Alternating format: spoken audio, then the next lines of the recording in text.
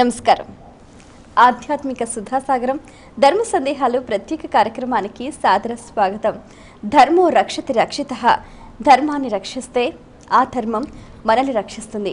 ఆ ధర్మానికి కట్టుబడ్డ ఎంతో మంది పుణ్యాత్ములు, సత్పురుషులు మనకు సదా ఆదర్శప్రాయులు. వారి బాటలో నడుస్తూ ప్రతినిత్యం మనం ఎన్నో రకాల ధర్మాల్ని ఆచరిస్తూ ఉంటాం.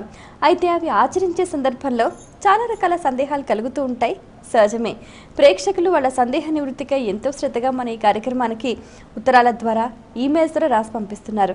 వాటన్నిటికీ శాస్త్రీయ సమాధానాలు అందించడానికి మన ముందున్నారు ప్రముఖ ఆధ్యాత్మికవేత్త, మీ అందరికీ సుపరిచితులైన మల్లాప్రగడ శ్రీమన్ నారాయణమూర్తి గారు. వారితో మాట్లాడి మరిన్ని విషయాలు వారి మాటలో తెలుసుకుందాం. ఈనాటి కార్యక్రమాన్ని ప్రారంభిద్దాం. నమస్కారం అండి. సర్వాభీష్ట సిద్ధిరస్తు. మొదటి ఉత్తరం చూద్దామండి. అలాగే జడ్చల నుంచి లక్ష్మయ్య రాస్తున్నారు. ఆదిత్య హృదయం ఏ సమయంలో చదవాలి తెలియచేయగలరు అంటూ రాస్తున్నారు. సూర్య భగవానునిలో దాగి ఉన్న ఆధ్యాత్మిక వైభవాన్ని, సకల సృష్టికి సూర్యుడు అనే పేరుతో ఉన్న ఒక దివ్య శక్తి ఎలా మూల కారణంగా ఉన్నదో, సూర్యునిలోనే సమస్త దేవతలు ఎలా దాగి ఉన్నారో తెలియచేసే ఒక స్తోత్రం. ప్రధానంగా సూర్యభగవానుడిలో త్రిమూర్తులు ఉన్నారు అనే ఒక విశ్వాసం ఉంది మనకి. మహాభారతంలో తిక్కన మహాకవి కూడా ఒక ప్రత్యేక సందర్భంలో ఆయన తెలుగులో చమత్కారంగా ప్రయోగాలు చేస్తాడు కాబట్టి ముగుర పొత్తు పళ్ళెరంబు అన్నాడు సూర్యబింబాన్ని. ముగ్గురు అంటే త్రిమూర్తులు అనమాట. వాళ్ళు ముగ్గురు పొత్తుగా ఒకే చోట కలిసి ఉన్న ఒక గోళం, ఒక పళ్ళెం అనే చమత్కార భావంతో చెప్పాడు. కాబట్టి త్రిమూర్తి ఆత్మక స్వరూపుడు సూర్యభగవానుడు. అంతేకాదు సకల దేవతా స్వరూపుడు. ఆదిత్య హృదయం చదివితే ఆ విషయం మనకు బోధపడుతుంది. అందువల్ల ఆదిత్య హృదయాన్ని ఉదయం పూట నిత్య పూజలో భాగంగా పారాయణ చేసుకోవడం అనేది చాలా ఉత్తమమైన విధానం. ఎందుకంటే సూర్యోదయ సమయంలో, సూర్యుడు ఉదయిస్తున్న సమయంలో సూర్యుడిని ప్రత్యక్ష దైవంగా భావించే విధానం మనకు లోకంలో ఒకటి ఉంది. కాబట్టి మిగతా దేవతామూర్తుల విగ్రహాలు తప్ప దేవతలు మనకు స్వయంగా కనిపించరు. సూర్యభగవానుడు ప్రత్యక్షంగా కనిపిస్తాడు కాబట్టి, పైగా సూర్యభగవానుడికి కర్మసాక్షి అన్న పేరు కూడా ఉంది. మానవులు చేసే సమస్తమైన క్రియాకలాపాలను గమనించేవారు సూర్యచంద్రులు అనే అభిప్రాయం లోకంలో ఉంది. కాబట్టి సూర్య సంబంధమైన ఆదిత్య హృదయ స్తోత్రాన్ని ప్రాతకాల వేళ పఠించడం అనేది ఉత్తమమైన పద్ధతి. ఎందువల్లంటే రామాయణ కథలో ఉన్న ఈ ఆదిత్య హృదయ ప్రబోధం ఎప్పుడు జరిగింది అంటే, రామరావణ సంగ్రామం జరుగుతున్నప్పుడు రామచంద్రమూర్తి అలసిపోయిన వేళ, రావణ సంహారం చేయడానికి కొంచెం తటపటాయిస్తున్న వేళ రామచంద్రమూర్తిని అవతార ప్రయోజనంలో నిలబెట్టడానికి రావణ సంహార దీక్ష దక్షుణ్ణి చేయడం కోసం పుట్టింది ఆదిత్య హృదయ స్తోత్రం. మానవుడు కూడా ప్రతినిత్యము తాను ఎన్నో సంగ్రామాలు చేయాలి. నిద్ర లేచినప్పటి నుంచి మర్నాడు రాత్రి పడుకునేంత వరకు జీవితం అంతా పోరాటమే. అనేక రకాల సమస్యలు. వీటిల్లో ఓర్పు కావాలి, నేర్పు కావాలి. ఈ ఓర్పు నేర్పులు ఆదిత్య హృదయం ద్వారా రామచంద్రమూర్తి ఎలా సాధించాడో, అలాగే మానవుడు కూడా ఆదిత్య హృదయ ప్రబోధం ద్వారా సూర్యభగవానుడి తత్వాన్ని అవగాహన చేసుకోవడం ద్వారా నిత్య జీవితంలో వచ్చే పోరాటాలను తట్టుకుని నిలబడడానికి, ధర్మాన్ని వదిలిపెట్టకుండా కర్తవ్యం పాటించడానికి అది దోహదం చేస్తుంది. కాబట్టి ప్రాతకాల వేళ ఉదయం పూట నిత్య పూజలో భాగంగా ఆదిత్య హృదయ స్తోత్ర పారాయణ చేయడం అనేది ఉత్తమమైన విధానం. అలా అవకాశం లేదనుకున్నప్పుడు ఏ సమయంలో చదివినా కూడా మంచిదే. ఈ భావన గుర్తించి ఉదయం పూట చేసుకుంటే విశేష ప్రయోజనం ఉంటుంది అని పెద్దల యొక్క అభిప్రాయం. మరి ఉత్తరం చూద్దామండి. తప్పకుండా. హన్మకొండ నుంచి వెంకట నర్సయ్య రాస్తున్నారు. కృతవర్మ శ్రీకృష్ణునికి ఏమవుతాడు తెలియచేయగలరు అంటూ రాస్తున్నారు. కృతవర్మ యాదవ వీరుల్లో ప్రముఖుడు. ఈ కృతవర్మ దుర్యోధనుడికి ప్రాణమిత్రుడు. వంశం మాత్రం యాదవ వంశానికి చెందినవాడు, కృష్ణుడికి దగ్గర బంధువు అవుతాడు. కానీ దుర్యోధనుడికి మిత్రుడు కావడం వల్ల కురుపాండవ సంగ్రామం జరిగినప్పుడు కురుక్షేత్ర యుద్ధంలో కౌరవపక్షంలో చేరాడు. చిత్రంగా అనిపిస్తుంది ఆ సన్నివేశం చూస్తే. మహాభారతంలో యాదవులు రెండు వర్గాలుగా చీలిపోయినట్టుగా కనపడుతుంది అన్నమాట. సాత్యకి పాండవ పక్షంలోకి వచ్చాడు, కృతవర్మ కౌరవ పక్షంలోకి వచ్చాడు. కృష్ణుడు తటస్థంగా ఉండి నేను ఎవరి పక్షాన యుద్ధం చేయను, ఊరికే సారథ్యం చేస్తాను అంతే అన్నాడు. బలరాముడు అంతకంటే తటస్థంగా ఉన్నాడు. ఈ కృతవర్మ చివరిదాకా పోరాడిన వీరుడు, చివరిదాకా మిగిలిన వాళ్ళలో కృతవర్మ ఒకడు. కాబట్టి కృతవర్మకు ఒక ప్రత్యేకత ఉంది. రధికత్రయం అనే పేరుతో ముగ్గురు మహావీరులు చివరిదాకా ఉన్నవారిలో కృతవర్మ, కృపాచార్యుడు, అశ్వత్థామ చివరిదాకా ఉన్నారు. వారి ముగ్గురిని రధికత్రయం అని మహాభారతం తెలియజేసింది. అందులో ఒక వీరుడు కృతవర్మ, కృష్ణుడికి దగ్గర బంధువు, యాదవ వంశీయుడు. మరో ఉత్తరం చూద్దామండి. అలాగే ప్రకాశం జిల్లా నుంచి విబికే శర్మ రాస్తున్నారు. భాగవత పారాయణం 1 నుంచి 12 స్కందాలు వరుసగా పూర్తి చేయాలా, లేక 10వ స్కందం పూర్తి చేసిన తర్వాత మొదటి నుండి 12 స్కందాలు పూర్తి చేయాలా? పారాయణం భాగవతం విషయంలో 2-3 విధానాలు లోకంలో ప్రచారంలో ఉన్నాయి. ఒకటి ఏమిటంటే భాగవతం మొత్తాన్ని పారాయణ చేయడం, రెండవది ఒక ప్రత్యేకమైన ప్రయోజనాన్ని ఆశించి ఒక ఘట్టాన్ని పారాయణ చేయడం. ఇప్పుడు వివాహం కావాలి అనుకుంటే రుక్మిణి కళ్యాణం పారాయణ చేయడం అనే పద్ధతి ఉంది. భక్తి జ్ఞాన వైరాగ్యాలు అలవడాలి అంటే మరొక సన్నివేశాన్ని పారాయణం చేయడం, భక్తి బాగా కుదరాలి అంటే ప్రహ్లాదుడి చరిత్ర పారాయణం చేయండి, ఆర్తిలో ఉన్నాం రక్షణ పొందాలి అంటే గజేంద్ర మోక్షణ వృత్తాంతం పారాయణ చేయండి. ఇలా కొన్ని విధానాలు ఉన్నాయి. అలా ప్రత్యేకమైన ప్రయోజనం ఆశించి దైవ అనుగ్రహం ఈ పారాయణ వల్ల నాకు కలగాలి అని భావించేవారు ఆ ప్రత్యేకమైన ఘట్టాన్ని పారాయణ చేస్తారు. తమకున్న అసౌకర్యం ఆర్తో ఇబ్బందో తెలియచేసి ప్రముఖులైన వారిని ఎవరైనా పెద్దల్ని సంప్రదించి వారి ద్వారా ఏ ఘట్టం పారాయణ చేయాలి దాని విధానం తెలుసుకొని చేయవచ్చు. అలా కాక ప్రత్యేక ప్రయోజనంతో నిమిత్తం లేకుండా భాగవతం మొత్తం పారాయణ చేయాలి అనుకున్నప్పుడు కూడా ఒక సంప్రదాయం లోకంలో ఉంది. ఆ సంప్రదాయాన్ని ధిక్కరిస్తే తప్పేమీ కాదు, కానీ సంప్రదాయం అదంతే, ఒక విశ్వాసం వల్ల ఏర్పడింది. అది ప్రథమ స్కంధం నుంచి కాక 10వ స్కంధం నుంచి ప్రారంభించాలి అని. అలాగే రామాయణం విషయంలో కూడా సుందరకాండతో ప్రారంభించాలి అని. కొన్ని సంప్రదాయాలు మనకి కాస్త ఆశ్చర్యంగా అనిపిస్తాయి. మనం 10వ స్కంధం నుంచి చదువుకోవాలి భాగవతం అంటున్నాం కదా, మనకి తెలిసిన పాటి వ్యాసుడికి తెలియదా ఆయన 10వ స్కంధంలో మొదలు పెట్టకుండా మొదటి స్కంధంతో ఎందుకు మొదలుపెట్టాడు? ఈ 10వ స్కంధం కదా మొదట్లో పెట్టచ్చు కదా అని మనకు అనిపిస్తుంది.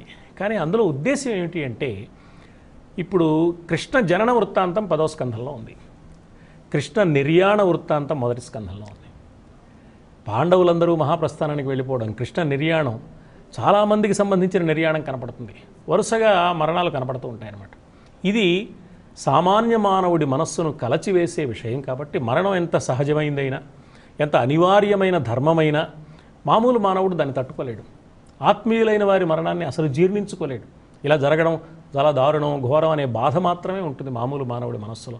కానీ జాగ్రత్తగా ఆలోచిస్తే అది అనివార్యం, ఎవరికీ తప్పేది కాదు. కానీ సామాన్య మానవుడు దాన్ని తట్టుకోలేడు కాబట్టి ఈ సామాన్య మానవుడు భక్తి కుదరడానికో విశ్వాసం కోసమో పారాయణ చేస్తున్నాడు కాబట్టి ఇతడి మనస్సు ప్రారంభంలోనే చెదిరిపోతే ఏమిటి పారాయణం ఏం చేస్తాను లేని నిరాశతో నిస్పృహతో ఆపేస్తాడేమో. దశమస్కంధం కనుక ప్రారంభిస్తే కృష్ణ జనన వృత్తాంతంతో అది మొదలవుతుంది కాబట్టి పరిపూర్ణ అవతారమూర్తిగా ఉన్న మహానుభావుడు, భగవద్గీతను ప్రబోధించి లోకానికి అందించినవాడు, అలాంటి లీలామయమూర్తి అయిన కృష్ణ జనన వృత్తాంతం కలిగిన దశమస్కంధాన్ని కనుక పారాయణలో ప్రారంభంలో చేస్తే భాగవత కథానాయకుడుగా కృష్ణుడు ప్రసిద్ధుడు కాబట్టి అక్కడి నుంచి 10వ స్కంధం చేసేసి అక్కడి నుంచి 1, 2, 3, 4 మళ్ళీ వరుసగా చేసే విధానం లోకంలో ఏర్పడింది. ఆ విధానాన్ని అనుసరించడం మంచిదే, దానివల్ల ఇబ్బంది ఏం లేదు. అయితే మనం అవగాహన చేసుకోవాల్సింది ఏమిటి అంటే, వ్యాసుడు ఎందుకు ప్రథమ స్కంధం నుంచి ప్రారంభించాడు మరి 10వ స్కంధం అన్నప్పుడు మనం అవగాహన చేసుకోవాలి. వ్యాసుని రచనా విధానంలో ఉన్న ప్రత్యేకత అది వేరు. 10వ స్కంధంలో కృష్ణుడు జన్మిస్తాడు. లోకంలో కూడా ఏ మాతృమూర్తికైనా గర్భధారణ జరిగినప్పుడు 10వ మాసంలోనే పుత్రోదయం అవుతుంది. ఈ సృష్టి రహస్యాన్ని చెప్పడం వ్యాసుల వారి ఆంతర్యం. తర్వాత ఒక నిర్యాణంతో కథను ప్రారంభించి ఆ వృత్తాంతాన్ని తర్వాత జనన వృత్తాంతాన్ని చెప్పడం అనే ఒక అత్యద్భుతమైన అత్యాధునిక విధానాన్ని, వీళ్ళ ఆధునిక విధానం అంటున్నాం, వీళ్ళ ఫ్లాష్ బ్యాక్ అని వాడుతున్నారు మన వాళ్ళు. తర్వాత కథ ముందు కథ తర్వాత చెప్పే ఒక అద్భుతమైన ప్రక్రియ. ఆ ప్రక్రియ ఈవేళ కొత్తగా మనం కనిపెట్టింది కాదు. ఏనాడో కొన్ని వేల సంవత్సరాల క్రితం మనకు తెలిసిన సాంకేతిక పరిజ్ఞానం పెద్దగా తెలియనివాడు, ఏదో ఆధ్యాత్మిక చింతన కలిగిన వాడు అనుకున్న వ్యాసుడు ఈ పరిజ్ఞానాన్ని కలిగి ఉన్నాడు. ఇది మనకు ప్రబోధిస్తున్నాడు, నేర్పుతున్నాడు. ఇలా కథ నడపడంలో ఉండే ఒక ఉత్కంఠను రేకెత్తించే విధానాన్ని వ్యాసుడు నేర్పడం కోసం కథనంలో ఆ పద్ధతిని అవలంబించాడు. అందువల్ల వ్యాసుడే చేశాడు కాబట్టి మనకి ఇబ్బంది లేదు మొదటి స్కంధం నుంచి చదువుకుంటే అని చదువుకోవచ్చు.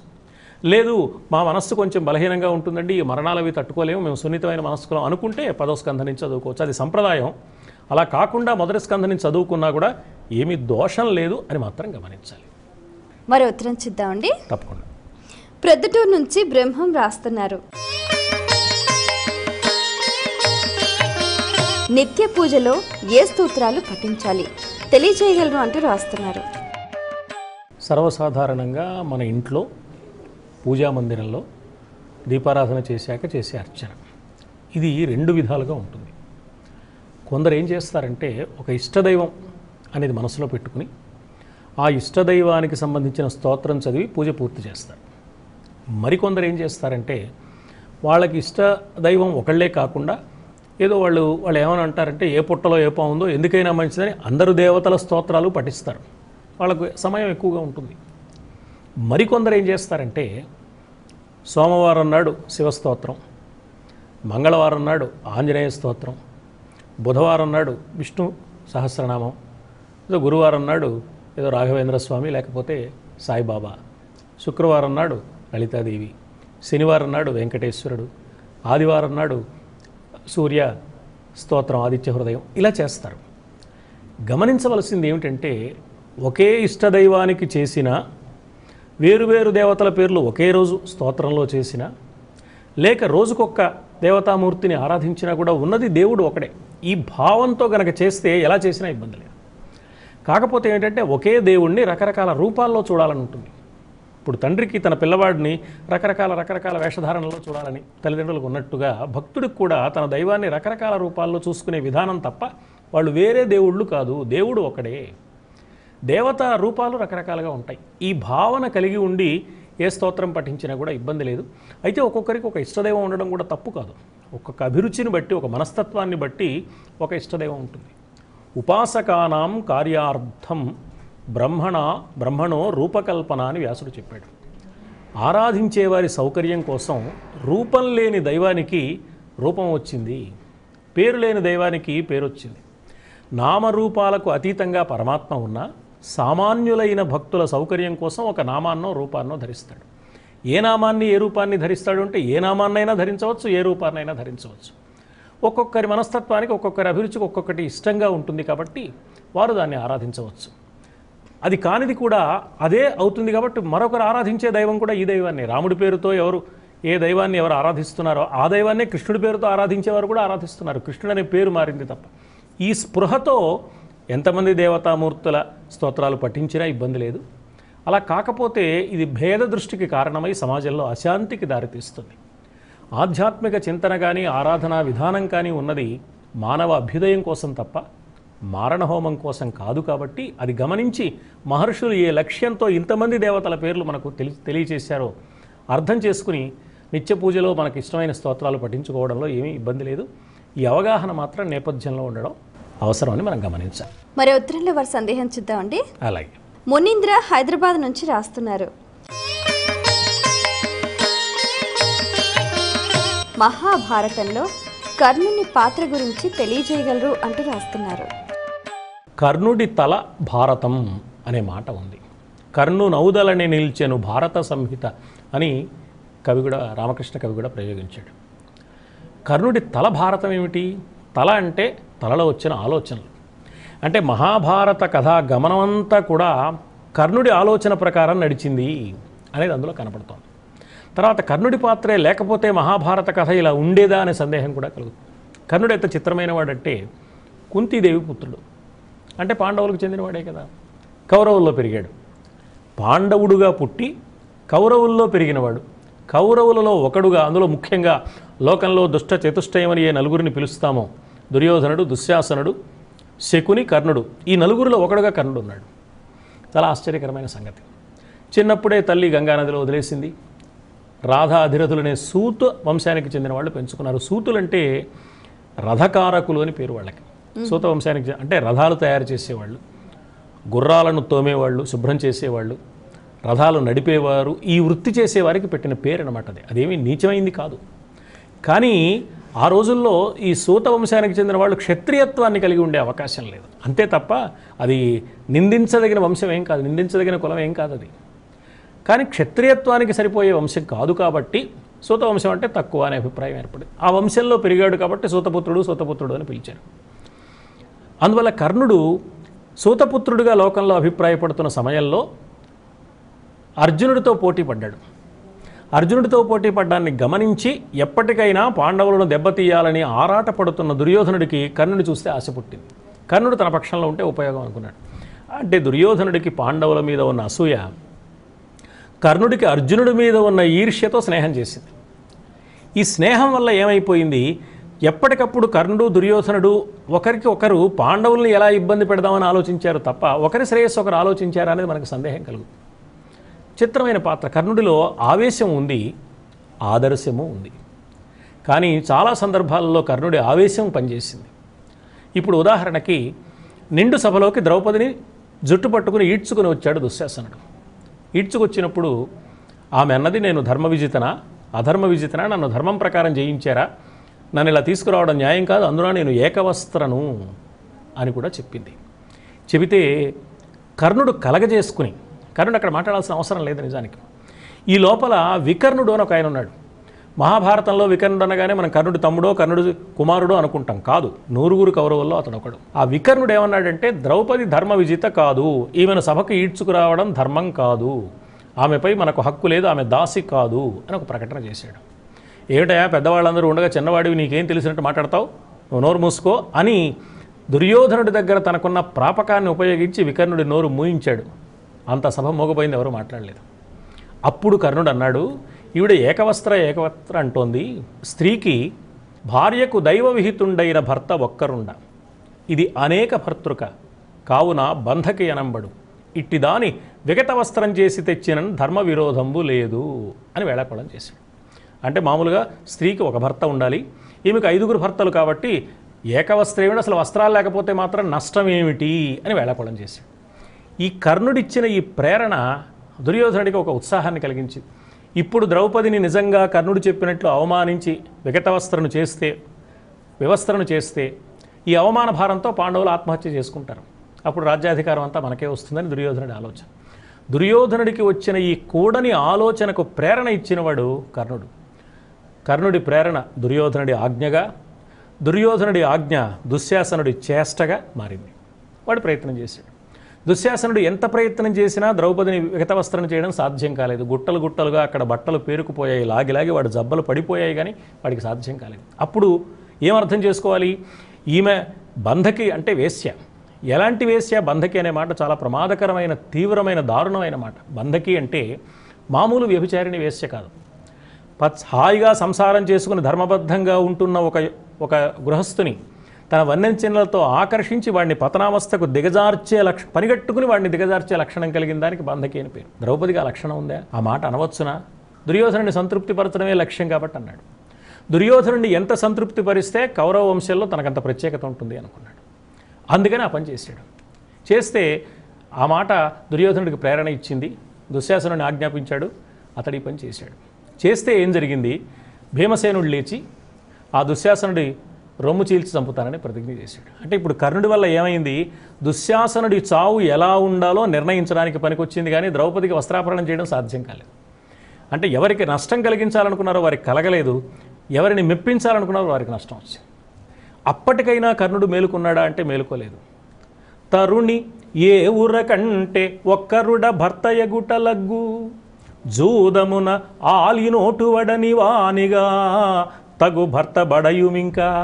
జూదంలో ఓడిపోయేవాళ్ళు ఎంతమంది ఉంటే ఏ లాభం, గెలిచేవాడిని ఒకడిని భర్తగా ఎన్నుకో అని పరోక్షంగా దుర్యోధనుడిని ఎన్నుకోమని సూచన చేశాడు. దుర్యోధనుడు వెంటనే తన తొడ చూపించి కూర్చోమని సైగ చేశాడు ద్రౌపదికి. వెంటనే భీమసేనుడు మళ్ళీ ఆ తొడలు విరగొట్టి చంపుతానని ప్రతిజ్ఞ చేశాడు. అంటే కర్ణుడిచ్చిన ఈ ప్రేరణ ఏమైంది? దుర్యోధన దుశ్శాసనుల మరణం సహజమైన మరణం కాక అతి భయంకరమైన దారుణమైన మరణం. రొమ్ము చేల్చబడి ఒకడు, తొడలు విరుగగొట్టబడి ఒకడు మరణించే దుస్థితికి కర్ణుడి ప్రేరణ కారణమైంది. పోనీ ఇంతగా కర్ణుడు ప్రేరణ కలిగించాడు, తీరా యుద్ధం వచ్చినప్పుడు సహాయపడాలి కదా. సహాయపడాలంటే అస్త్రాలు కావాలి. బ్రహ్మాస్త్రం కోసం వెళ్ళాడు. బ్రహ్మాస్త్రాన్ని సంపాదించాలని. దురదృష్టవశాత్తు బ్రహ్మాస్త్రం రాకపోగా శాపాలు వచ్చాయి. తిరిగి వచ్చాక దుర్యోధనుడికి ఏం చెప్పాలి? నన్ను నమ్ముకోవద్దు, నాకు బ్రహ్మాస్త్రం రాలేదు సరిగదా, శాపాలు చుట్టుముట్టాయి, నేను దెబ్బతింటాను కాబట్టి నన్ను నమ్ముకుంటే నువ్వు కూడా దెబ్బతింటావని చెప్పాలి నిజమైన మిత్రుడైతే. కానీ కర్ణుడు చెప్పిన మాట, అధిప పరశురామునాశ్రయించితి భండనమున నన్ను మార్కొనంగలేరు మగలి జగంబున కృతాస్త్రుండనైతి. నాకు అస్త్ర విద్యలు వచ్చాయి, ఎవరు నన్ను ఎదిరించలేరు, పరశురాముడి ద్వారా సంపాదించాను అన్నాడు. వచ్చిన శాపాలు వచ్చినట్టు చెప్పలేదు, రాని అస్త్రాలు వచ్చినట్టు చెప్పాడు. ఇది మిత్రుడిని నమ్మించి మోసం చేయడం కాదా? కర్ణుడు సహజ కవచ కుండలాలతో ఉన్నాడు అని నమ్ముతున్నాడు దుర్యోధనుడు, ఆశపడ్డాడు. అవి కాస్త ఇంద్రుడికి దానం చేశాడు. దానకర్ణుడు అనే ఖ్యాతి రావడం కోసం దుర్యోధనుడు ఏమైపోయినా పర్వాలేదా? అలా చేయవచ్చునా? పోనీ దుర్యోధనుడిని అడిగి చేశాడా? దానం చేసేశాక చెప్పాడు మనకి శక్తి అనే ఆయుధం వస్తుందయా, దానికోసం చేశాను అని. పోనీ దానకర్ణుడు అనే పేరు వచ్చిందా అంటే, వచ్చిన ఇంద్రుడిని నువ్వు శక్తి అనే ఆయుధం ఇస్తే నేను కవచకుండలాలు ఇస్తాను అన్నాడు. ఒక వస్తువు తీసుకుని మరొకటి ఇస్తే దానం ఎలా అవుతుంది? కాబట్టి దానకర్ణుడు అనే ఆ లక్షణము పోయింది, స్నేహితుడికి సహాయపడము పోయింది, అన్ని విధాల నష్టం వచ్చింది. వీటన్నిటికీ కారణం కర్ణుడిలో ఉన్న ఆవేశం. అలాగే కుంతి దగ్గరికి వెళ్ళాడు. కుంతి తన దగ్గరికి వచ్చింది, కర్ణుడి దగ్గరికి వచ్చి ఒక సందర్భంలో, నాయన నువ్వు కౌంతేయుడివే కానీ రాధేయుడవు కాదు, మా అబ్బాయి వేరా, నువ్వు పాండవుల దగ్గరికి రా అని చెప్పింది. కుంతి ఎందుకు వెళ్ళింది అంటే, కర్ణుడు గనక పాండవ పక్షంలోకి వస్తే యుద్ధం ఆగిపోతుంది, రక్తపాతం లేకుండా ఉంటుంది, అందుకోసం వెళ్ళింది పాపం. కానీ కర్ణుడు కుంతి అడక్కపోయినా, నీ బిడ్డల 5గురిలో అర్జునుడు తప్ప ఎవరు దొరికినా వదిలేస్తాను, అర్జునుడు దొరికితే చంపడమో చావటమో చేస్తాను, ఎప్పుడైనా పాండవులు 5గురే 6గురు ఉండరు అని మాట ఇచ్చాడు. ఇలా మాట ఇవ్వమని ఆవిడ అడిగిందా? అడైనా పుత్రభిక్ష పెట్టమని అడిగిందా? లేదే. మహాభారతం మనస్సు పెట్టి చదివితే అర్థమవుతుంది. నాటకాలలోనో చలనచిత్రాలలోనో కుంతీదేవి పుత్రభిక్ష పెట్టమని అడిగినట్టు చూపించవచ్చుగాక, కానీ వ్యాసుడు ఏం చెప్పాడో అది ప్రమాణం. అందువల్ల ఆమె అలా అడగలేదు. దీనివల్ల ఏం నష్టం వచ్చింది? ఈ యుద్ధరంగంలో ఎవరు కనపడ్డా వాళ్ళని చంపుతానని సిద్ధపడాలి, కానీ దుర్యోధనుడి కోసం కర్ణుడు ఈ మాట ఇస్తే దుర్యోధనుడికి నష్టం కాదా? ఇది ఆలోచించలేకపోయాడు. అంటే పాండవులకు నష్టం కలిగే పనులు చేశాడు, దుర్యోధనుడికి నష్టం కలిగే పనులు చేశాడు. ఈ ఆవేశం కలిగిన వ్యక్తి ఎప్పుడు ఏం చేయాలో నిర్ణయించుకోలేడు. తాను నమ్మిన స్నేహధర్మానికి కూడా కట్టుబడి ఉన్నాడా అంటే అనుమానమే. అయితే కర్ణుడిలో మెచ్చుకోదగిన ఒక గుణం కనపడుతుంది. అదేమిటి అంటే, కృష్ణుడు రాయబారిగా వచ్చినప్పుడు కొంత దూరం తనతో పాటు రథంలో తీసుకుని వెళ్ళి ఊరి పొలిమేరల దగ్గర ఆపి అసలు విషయం చెప్పాడు. నువ్వు కుంతీ కుమారుడు అయ్యా, ఆ పక్కకు వస్తే చక్రవర్తి అవుతావు. కానీ కర్ణుడు, ఇప్పటి వరకు కౌరవులతో ఉన్నాను, కౌరవులతోనే ఉండిపోతాను, మేమంతా యుద్ధరంగంలో మరణిస్తాం, ఇదే ధర్మం, పాండవులు గెలుస్తారు, ధర్మరాజే చక్రవర్తి కావాలి లోకానికి, అట్టి ధార్మికుడు ఆధిపత్యంబు సేయవలవదే శాశ్వతంబుక వసుధకెల్లా. ఒకవేళ నేనే గనక పాండవుల్లో పెద్దవాడిని అని తెలిస్తే యుద్ధం ఆగిపోతుంది, దుర్యోధనుడు నా మీద ప్రేమతో నన్ను యుద్ధం మానుకుంటాడు, ధర్మరాజు నా మీద గౌరవంతో రాజ్యం అంతా నా చేతికి ఇస్తాడు, నేను దుర్యోధనుడి పట్ల కృతజ్ఞతతో ఈ రాజ్యం అంతా మళ్ళీ తీసుకెళ్ళి దుర్యోధనుడికి ఇస్తాను. సరి అయిన స్వభావం లేని దుర్యోధనుడి దుష్ట పరిపాలన లోకానికి వస్తుంది. ధర్మరాజే పరిపాలించాలి. కాబట్టి ఈ రహస్యం ఎక్కడా బట్టబయలు చేయకు, యుద్ధం జరగాలి, ఆ యుద్ధరంగంలో బలిపశువులుగా మేమంతా మాడిపోవాలి, ఇది ధర్మం అని తన ఆంతర్యాన్ని అక్కడ వ్యక్తం చేశాడు. చిత్రంగా అనిపిస్తుంది కర్ణుడి పాత్ర. కుంతీదేవితోనేమో అర్జునుడు తప్ప ఎవరు దొరికినా వదిలేస్తానన్నాడు, కృష్ణుడితోనేమో మేమందరం చనిపోతామన్నాడు, దుర్యోధనుడితో ఏమన్నాడు, పాండవులందరినీ చంపి నిన్ను సింహాసనం మీద కూర్చోబెడతానన్నాడు. ఈ మూడింటిలో ఏది యథార్థం? అంటే ఆవేశాల ఆదర్శాల మధ్య ఊగితూగే మనస్తత్వం కలిగిన వాడు స్థిమితంగా ఉండడు, వాడిని నమ్ముకుంటే ప్రమాదం. బాధ్యత లేని వాడి సారథ్యం నమ్ముకుని ప్రయాణం చేస్తే గమ్యానికి కాక మరొక ప్రమాదకరమైన చోటికి మనం ఎలా పెడతామో, కర్ణుడు బాధ్యత లేకుండా ప్రవర్తించాడు. కానీ చిత్రం ఏమిటంటే, కర్ణుల్లో ఉన్న ఈ ఆవేశం పరోక్షంగా ధర్మానికి సహకరించింది. ఎలా సహకరించింది అంటే, అర్జునుడిని తప్ప మిగతా వాళ్ళని వదిలేస్తాననడం, అది ఒక అంశం. ఇక కురుక్షేత్ర సంగ్రామం ప్రారంభమవుతున్నప్పుడు భీష్ముడిని సర్వసైన్యాధ్యక్షుడిగా ఎన్నుకున్నారు. భీష్ముడు తన కౌరవ పక్షంలో ఎవరి స్థాయి ఏమిటో నిర్ణయించాడు. అర్ధరథుడెవరు, రథుడెవరు, మహారథి ఎవరు, ఇలా. కర్ణుడు అర్ధరథుడు, దానికి ఒక కారణం చెప్పాడు. సకారణంగానే అర్ధరథుడు అంటే ఏమిటో ఆ విశేషాలు చెప్పాడు. కానీ తనను అవమానించాడు భీష్ముడిని పంతం తెచ్చుకుని, భీష్ముడు యుద్ధరంగంలో ఉన్నంత వరకు నేను యుద్ధరంగంలో అడుగుపెట్టను అన్నాడు కర్ణుడు. నిజానికి పరాక్రమవంతులైన భీష్ముడు కర్ణుడు ఇద్దరూ ఒకేసారి యుద్ధరంగంలో ఉంటే దుర్యోధనుడికి ఎంత సౌకర్యంగా ఉంటుంది. భీష్ముడితో పంతం ముఖ్యమా, దుర్యోధనుడితో మైత్రి ముఖ్యమా? దుర్యోధనుడి కోసం యుద్ధం చేయాలా, భీష్ముడి కోసం మానుకోవాలా? ఇది ఆలోచించాలి కదా. అంటే తెలియకుండానే కర్ణుడు తన ఆవేశం వల్ల పరోక్షంగా ఒక ఆదర్శానికి దోహదం చేసిన వాడు అయ్యాడు. అందుకని ఆవేశాల ఆదర్శాల కలగలుపైన చిత్రమైన విచిత్రమైన పాత్ర కర్ణుడి పాత్ర. ప్రపంచ వాంగ్మయంలోనే కర్ణుడు లాంటి పాత్ర మరొకటి కనపడదు. చాలా అద్భుతమైన పాత్ర, ప్రత్యేకమైన పాత్ర అన్నమాట. అందులో సద్గుణాలు దుర్గుణాలు మిశ్రితమై ఉండి ఆవేశం కారణంగా సద్గుణాలు పనిచేయక దుర్గుణాలు మాత్రమే విజృంభించిన ఒక విచిత్రమైన పాత్ర. కర్ణుడికి తన తప్పు తనకు తెలియకపోలేదు. అందుకే కృష్ణుడి దగ్గర ఆ తప్పులన్నీ ఒప్పుకున్నాడు. నేను ఇలా పొరపాటు మాటలు మాట్లాడాను పాండవుల విషయంలో, ద్రౌపది విషయంలో, ఈ తప్పు చేశాను, దానికి నేను సిగ్గుపడుతున్నాను. తేన తప్యేహం అకర్మణ అన్నాడు.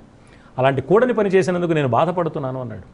అంటే తన తప్పు తనకు తెలిసినా తప్పని తెలిసి తప్పించుకోలేక తప్పనిసరి తప్పులు చేసి తప్పుకు శిక్ష అనుభవించడానికి కృష్ణుడి దగ్గర ఒప్పుకొని అవే తప్పులు కొనసాగించడానికి దుర్యోధనుడి దగ్గర మాట్లాడి మధ్యలో అటు ఇటు కాకుండా భీష్ముడితో పంతం తెచ్చుకోవడం, కుంతీదేవికి వాగ్దానం చేయడం, కవచకుండలాలు దానం చేయడం, ఇవన్నీ ఆవేశాల ఆదర్శాల కలగలపు. ప్రతి మానవుల్లోనూ ఆవేశం ఆదర్శం ఉంటుంది. ఈ కర్ణుడి పాత్రను చూసి ప్రతి వ్యక్తి తనలోని ఆదర్శాన్ని తనలోని ఆవేశాన్ని గమనించుకుని ఆదర్శానికి ప్రాధాన్యమిచ్చి ఆవేశాన్ని తగ్గించుకుని ధర్మం వైపుగా అడుగులు వేస్తే కర్ణుడి వలె ధర్మం కోసం కర్ణుడు నిలబడ్డట్టుగా మనం పూర్తిగా నిలబడగలుగుతాం. కర్ణుడు పతనమైనట్లుగా మనం పతనం కాకుండా ఉంటాం. మనని నమ్ముకున్న వారి పతనానికి కారకులు ప్రేరకులు కాకుండా ఉండగలుగుతామని కర్ణుడి పాత్ర ద్వారా రెండు అంశాలను, అనుకూల అంశాలను ప్రతికూల అంశాలను కూడా వ్యాసుల వారు చూపిస్తున్నారు. అందుకని మహాభారతంలో కర్ణుని పాత్ర చాలా ప్రత్యేకం.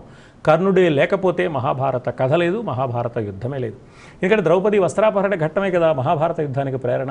ఆ వస్త్రాపహరణానికి కారకుడు కర్ణుడు. కాబట్టి మహాభారత కథని కురుక్షేత్రం వైపు మలుపు తిప్పిన ద్రౌపది వస్త్రాపహరణ ప్రయత్న సన్నివేశానికి కారకుడై మహాభారత కథకి తల అయ్యాడు కర్ణుడు. అందుకని కర్ణుడి తల భారతం అనే మాట వచ్చింది. చాలా వివరంగా చెప్పుకోవాల్సింది సాధ్యమైనంత సంక్షిప్తంగా ప్రధాన అంశాలు చెప్పడానికి ఓ ప్రయత్నం చేశాము. చాలా సంతోషం అండి. మీ అమూల్యమైన సమయాన్ని కేటాయించి మా ప్రేక్షకుల ధర్మ సందేహాలకు శాస్త్రీయ సమాధానాలు అందించినందుకు ధన్యవాదాలు. మంచిదమ్మా. వీక్షించారు కదండి, ఇది ఇవాల్టి మన ధర్మ సందేహాలు కార్యక్రమం. మీకు కూడా ఏవైనా ఆధ్యాత్మిక ధర్మ సందేహాలు కలిగితే మా ఈ కార్యక్రమానికి మీ సందేహాల్ని క్లుప్తంగా సూటిగా స్పష్టంగా పోస్ట్ కార్డ్పై లేదా ఈమెయిల్స్ ద్వారా రాసి పంపించండి. మా చిరునామా ధర్మ సందేహాలు, కేర్ ఆఫ్ భక్తి TV, road number 92, Jubilee hills, Hyderabad 5,96,000. మా ఈమెయిల్ ఐడి bhaktihyd@gmail.com. మరో కార్యక్రమంలో మళ్ళీ కలుసుకుందాం. అంతవరకు సెలవు.